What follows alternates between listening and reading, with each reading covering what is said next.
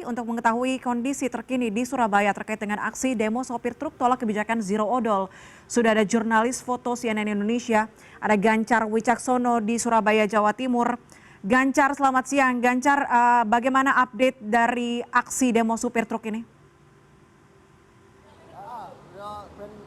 Baik, Puspa, saya berada di depan kantor Dinas Perhubungan Jawa Timur di Jalan Ayani. Jadi memang ini, jika Anda lihat di belakang saya ini sudah mulai longgar, cuman memang masih banyak truk yang masih akan bergerak. Jadi memang masa ini setelah berorasi tadi berangkat sekitar pukul 9 mulai bergerak dari beberapa titik. Jika untuk daerah situ Surabaya dan Sidoarjo, mereka berkumpul di daerah Puspa Agro, kemudian ada sekitar 700 hingga 800 truk yang berjalan mengarah ke Jalan Ahmad Yani melalui Bundaran Waru. Jadi memang untuk bagi Anda yang berada menuju ke arah daerah Surabaya, Anda silakan menggunakan lajur Ayani sebelah kanan, karena memang sebelah kiri digunakan untuk kawan-kawan dari pengemudi truk untuk berdemo tentang odol ya, overdimension overload. Jadi memang ini Jalan Ayani saat ini memang tertutup. Untuk sebelah kirinya ada sekitar 700 hingga 800 truk dengan sekitar 1.200 pengemudi yang memprotes tentang kebijakan pelaksanaan kebijakan odol yang akan dilaksanakan pada tahun ini, penerapan penuh ya untuk zero overdimension dan overload oleh pemerintah pada tahun 2025. Jadi memang ini menuai gelombang protes dari kalangan sopir truk di Jawa Timur. Jadi tadi setelah dari Puspa Agro, kemudian kawan-kawan sopir truk ini berkumpul bersama-sama long march, kemudian juga membentangkan bendera sepanjang 1.200 meter, kemudian juga ada 700 hingga 800 truk yang berjalan perlahan-lahan untuk menuju di sini tertutup ya. Jadi total untuk Jalan Ahmad Yani sebelah kiri, sebelah frontis ini tertutup, tidak bisa dilalui oleh umum. Jadi memang beberapa yang bisa lewat ini hanya untuk roda 2, juga kemudian ambulan pun masih bisa lewat karena memang keadaan untuk emergensi. Dan juga memang sopir-sopir ini masih menunggu di sini karena sebagian besar memang sudah mulai bergeser ke Polda Jawa Timur. Jadi beberapa ini masih bertahan di sini, dan ini seperti Anda lihat di layar kaca, Puspa dan pemirsa sudah mulai bergerak untuk menuju ke Polda Jawa Timur. Dan nanti rencananya dari Polda mereka akan melanjutkan perjalanan ke kantor Gubernur Jawa Timur.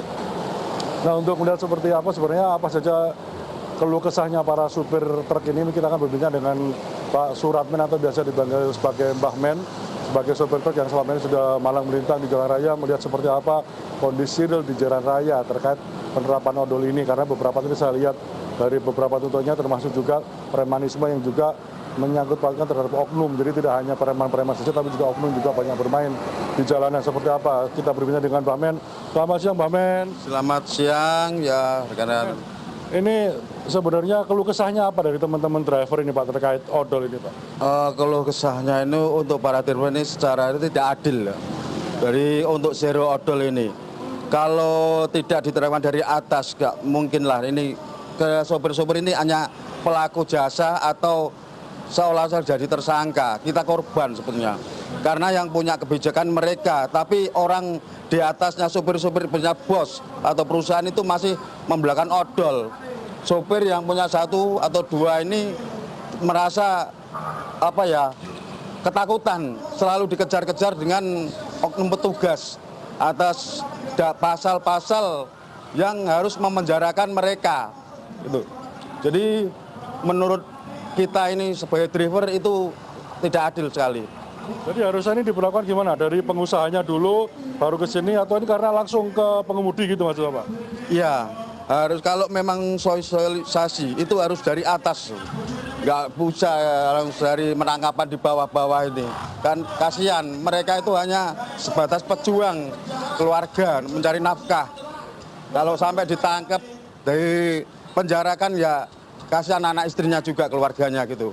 Pak, kalau dari proses sehari-hari Bapak itu, apakah memang dari perusahaan itu langsung ngasih besar-besar gitu atau nasab besar gitu sehingga terjadi odol ini Pak, atau gimana Pak? Ya kalau masalah itu nggak tahu, kita itu kalau muatan itu nggak berat, otomatis ongkos itu nggak sesuai dengan pengeluaran yang sopir keluarkan untuk bayar tol, isi BBM dan makan, apalagi untuk sisa untuk gaji bawa pulang, itu saya rasa. Jadi memang nggak punya pilihan selain menerima tonase-tonase berat itu? Ya mungkin pilihan kami itu bisa merubah undang-undang atau dinaikkan harga ongkosan. Iya. Tadi Bapak sempat cerita tentang oknum, juga banyak oknum yang di jalanan. Memang seperti apa Pak kondisi real di jalanan? Karena kan tidak banyak orang tahu tentang oknum yang nyari-nyari seperti itu kayak apa Pak? Ya, oknum yang nyari-nyari banyak. Saya nggak bisa sebutkan karena sudah tahulah di semua kalangan, biarpun masyarakat ataupun driver ya arti 86 dimengerti itu biasanya. Malah jadi ladang pungli untuk instansi mereka.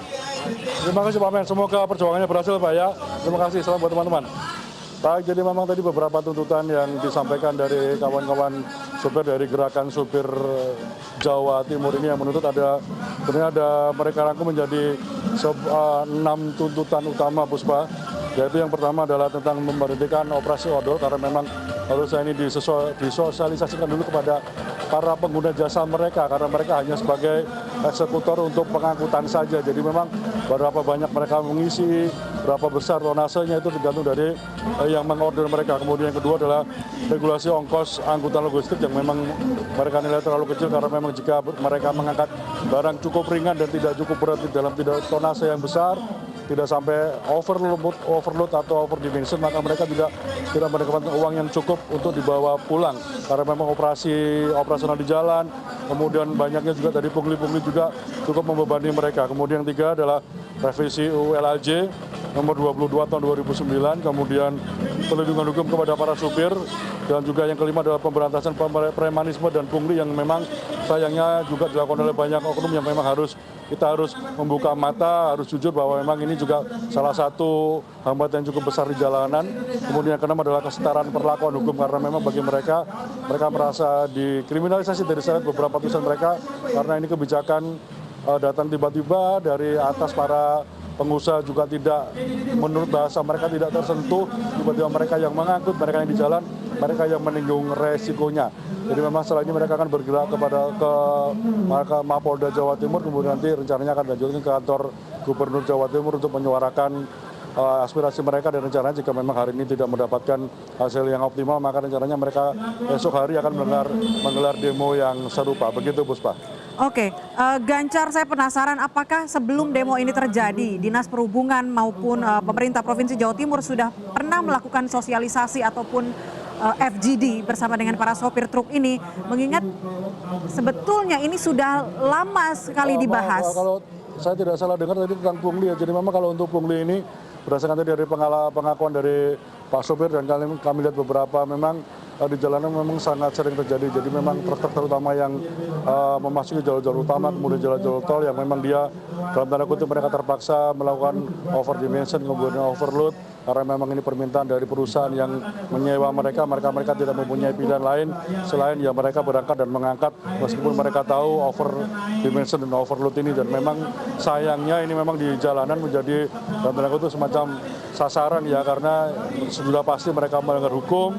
Kemudian ada undang-undang yang sudah dilanggar, dan yang lagi-lagi yang menjadi sasaran adalah mereka para supir-supir yang memang mengaspal di jalanan gitu. Jadi memang pasti mereka ini menjadi korban, dan para pengusaha juga selama ini tampaknya masih aman-aman saja karena tadi kembali lagi Puspa bahwa mereka hanya melaksanakan order, mereka disuruh mengangkat yang melebihi over dimension, overload, dan mereka tidak punya pilihan lain antara mereka harus mengikut itu atau tidak dapat order, atau jika mereka mengangkat kecil dan tadi mereka tidak mendapat cukup uang untuk dibawa pulang karena tadi salah satu tuntutan mereka adalah tentang perbaikan ongkos, perbaikan kesejahteraan bagi mereka. Begitu Puspa. Baik Gancar, terima kasih atas laporannya sementara dari Surabaya, Jawa Timur. Kita tunggu update-nya seperti apa. Kita harapkan juga ada respon dari Dinas Perhubungan mengingat saat ini masa aksi berada di depan kantor Dinas Perhubungan Jawa Timur. Gancar Wicaksana, jurnalis foto CNN Indonesia, terima kasih atas laporannya.